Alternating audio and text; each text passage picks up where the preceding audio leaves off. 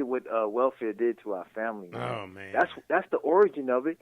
Do you know back in the in the 60s on back, we stayed married. We took care of our children, and if the parents couldn't take care of the children, the aunts and uncles did. They the took cousins them on, did. Man. Yeah. Now we got our children in the foster care system. They ain't nothing but about money, and it's destroying our children because the foster care system is horrible. Yeah. It's horrible. Yeah. Yeah. You know, so it's like we got caught up into somebody else's mindset, you know, and then the fact that they even have that mindset, it doesn't matter because they control everything, but we don't. So now that's a double-edged sword against us. You know, not only we don't have anything, but we acting like we somebody else, and we ain't getting the same resources and opportunities that they get. But That's we looked the insane, part, though. Man. But we looked the part, though, right? We looked the part. Man, you know, hey, man, I was in Korea, right? I was getting ready to play basketball, right? Because I didn't play basketball a lot growing up as a kid because I had asthma growing up, right? So I'm over there in Korea, man. They say, oh, man, we're going to play some basketball. You know, so I'm like, all right, cool. I had my little Jordans and stuff on that ball over there in Korea, all my little shorts and everything. Man, I think, man, they hooped all around me, man. They hooped me straight up out the gym. This white guy talking about, man, at least you looked the part. He told me, I thought you could play some ball. Talking about you look like you could play. I was dressed all up. So it's like, you know, you look the part, but it ain't the truth, right? You know, this ain't the real deal. Exactly. You know, that's what it said. You know, people, like, you know, that's another issue in our community. You know, dressing like, you know, you got it like that. Impress who? Yeah. I'm like, you know, if, you know, we spend all this money, you know, like even the holidays, you know, I mean, we're gonna go in debt every year, every Christmas, holiday season, we go in debt, you know, and for what? You say who benefits? You know, we benefit in the short term. The stores. Who benefits in the long term? The stores. These same people Exactly. that's been benefiting. The same people that benefited off of Thanksgiving. The same people that benefited off of Easter. The same people that benefited off the 4th of July. The same people that been going to benefit off of New Year's. The same people that put all these holidays in order are the ones that benefit. You know what I mean? And so they always set them in place for you to spend money, for you to put an outcome. And then now, here we come around the corner, we have income tax time. But what's going to happen with that income tax? That's going to outgo too, right? So it's like it's always all the systems in place to just keep you being a consumer. You a con in just being consumed up. You just steady spending like you can't help it. Because it's almost like, say, it's like a condition. It's like a disease, right? You know, it's a sickness. You have to spend because you've been told to spend. You know, you barely watch television. You watch more commercials because we're being sold to. But they've had studies throughout the years, you know, of how to sell to us, you know, how to sell to us as a community. They've had studies of this, and we show them. You know, how to market us, you know, what we like and what we don't like and what we waste our money on. So it's easy. We're basically easy targets, right? And so we make ourselves an easy target and wonder why we keep getting hit. Well, let me tell you, you right on point again, brother, because they have what they have psychologists that specialize in advertising. They know what we like. They know what we like to see. They know it all the way down to the color, to the sound of the voice. You know, to the audio. I mean, they got this thing down. And who are they targeting? We're the largest consumers on the planet. So black people, the largest consumers. We this is what I'm saying. We carrying everybody else. You know, during slavery, the United States wouldn't be the United States if it wasn't for us. Nope. Period. If you took us out to the picture, this would be some other rooty-poop European country. You know what I'm saying? or the Indians would have took them out. Yeah. You know what I'm saying? But it would not be the country that it is. Well, 400 years later, brother, we still doing the same thing we did when our ancestors were slaves. And we call ourselves free. Mm-hmm. We still doing the same thing. Giving our all to people outside our community. And we got the nerve to call ourselves free. That's with not a smile. free. With a smile, man. Have you ever been to a corner store and had some negative service and still go back to that corner store again, right? Because people still go, well, I don't like him down there. Oh, yeah, so-and-so at that corner store, I can't stand him, but they still go down there and shop. They still go down there and spend money, right? I do, again, I pass out business cards, right? Put some in a corner store. A corner store I used to go spend money at, right? Okay, I went in there the next day. My cards were gone, right, from the corner store. Guess what? I stopped going to that corner store. You want me to spend money with you. I've been in this neighborhood for years, and I spent money in this corner store, right? And you tell me that I can't leave cards here to potentially make an income of a customer that may come through there? Guess what? You no longer have earned my business and walked away from the corner store. That's right. That's right. Now, enough of us did this. Let me give you another example. Something that happened recently. And everybody's, talking about Colin Kaepernick taking the knee, right? Mm-hmm. And then, a year later, after Trump says something, then everybody wants to take a knee because he called them sons of bees. Mm-hmm. You see what I'm saying? But when Kaepernick was there last year starting it, nobody wanted to take a knee. A few people took a knee. They were scared, but brother. yet you let somebody outside our community say something to you that you don't like, and then you decide to take a knee. Now you're provoked to take action. Yeah, and see, that's the mentality we got. The NFL is 70% black. Man, I did a show on it. 7 out of 10. 7 out of 10 of these players, and the key players. Yes. I mean, the only thing that we don't dominate is quarterback because they still got issues with that. But we getting ready to take that over as well. Yeah. But my point is, all the key. If you add in the key players, it's even higher than that. And see, this goes back to what I was saying about not knowing our value. NBA 80%. We could shut it down. Yes. But we scared.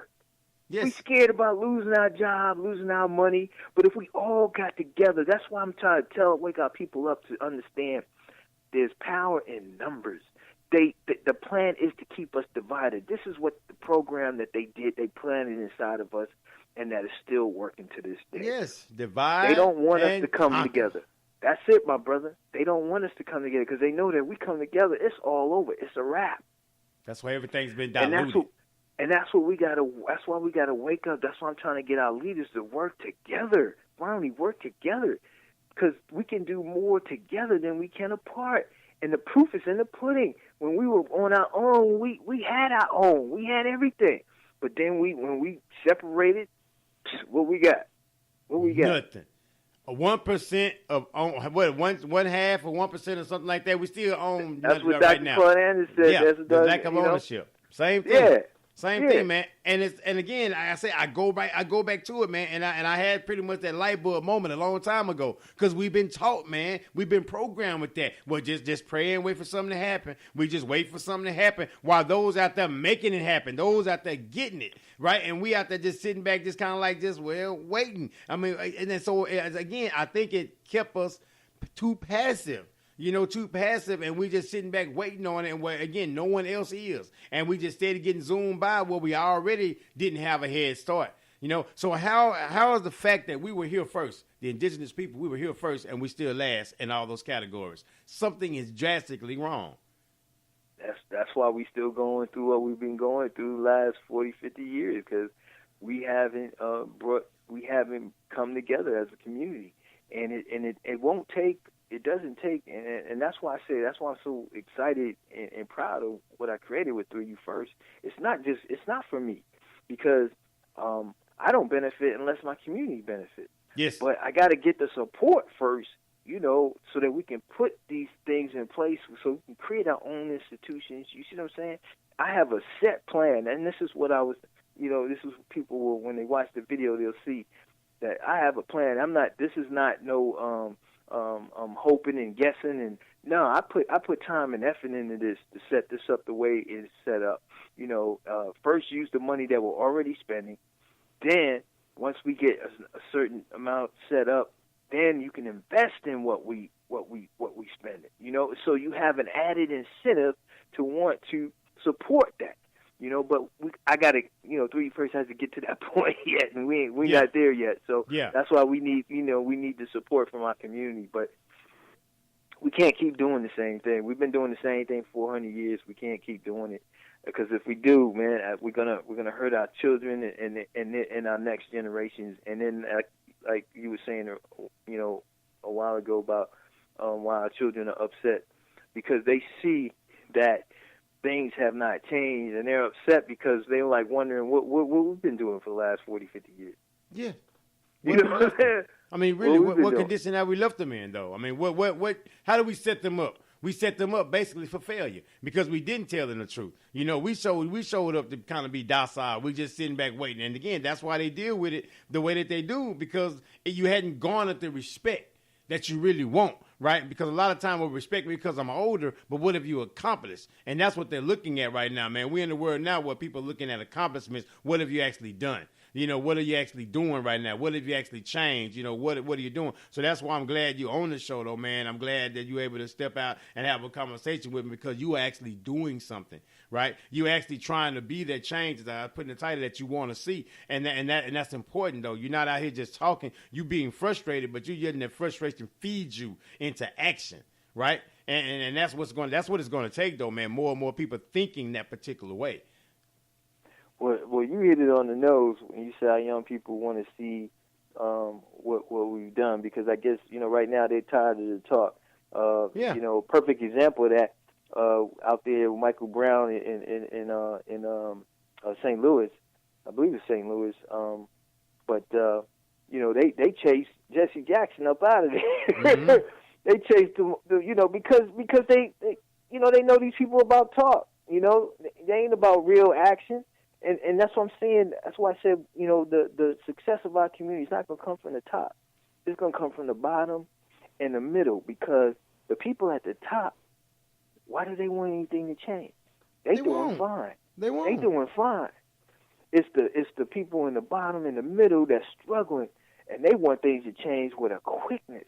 And so this is what 3UFirst was. It's the setup for our community, for the people that are in the top, I mean in the middle and the bottom, so that we can come up and do our own thing and have our own everything. We don't have to rely on people. Now, you know, there's always going to be some people that want to stay on the plantation, so to speak. But we don't have a choice right now. We don't have a choice. Yeah, you know, time we got to go. Man. We got to go. Talking time is over, man. Like you said, though, man, time is up as far as like talking and just talking about these things. We have to really be action oriented. I mean, we've done enough talking, and we've seen that. And as you say, with 3UFirst, you are giving the people an opportunity to look inside the community rather than outside of the community, right? When I go down to East Texas and when I see like to my hometown, when I see like yards need to be mowed by houses and stuff like that, you know what? Why not cut that yourself? Well, instead of depending on the same city that it shows you. I don't care about that ditch. I don't care about that yard. And so if you're going to beautify your yard, might as well go in and mow it while you're already cutting. So the thing about it that you have to take the pride within that community, because those outside have already showed you what they think about you and this community. So you have to take pride in this community as far as, you know what, I don't care what the other person does. This is what we're going to do. We set the standard. Set the standard for the community, because right now the standard is too low.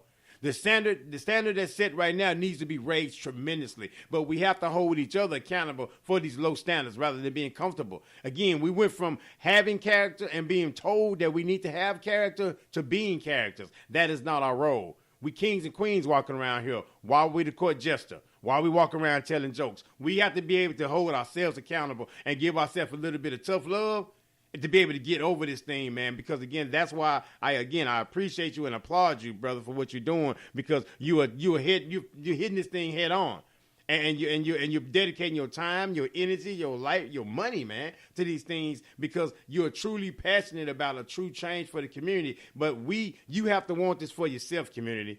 You have to want this for yourself, good people. We can't want for you what you don't want for yourself.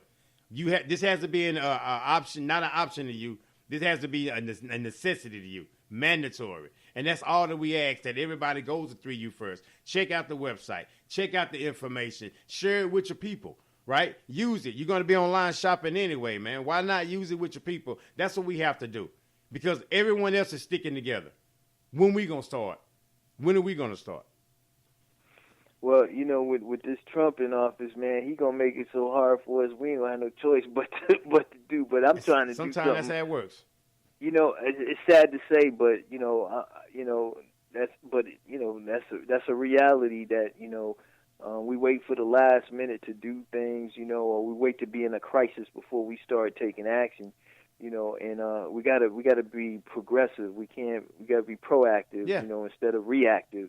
Yeah. And once we get that mindset, but that's why I thought 3UFirst was just going to take off, because I wasn't even asked for money. I was just simply saying, hey, shop on 3UFirst.com.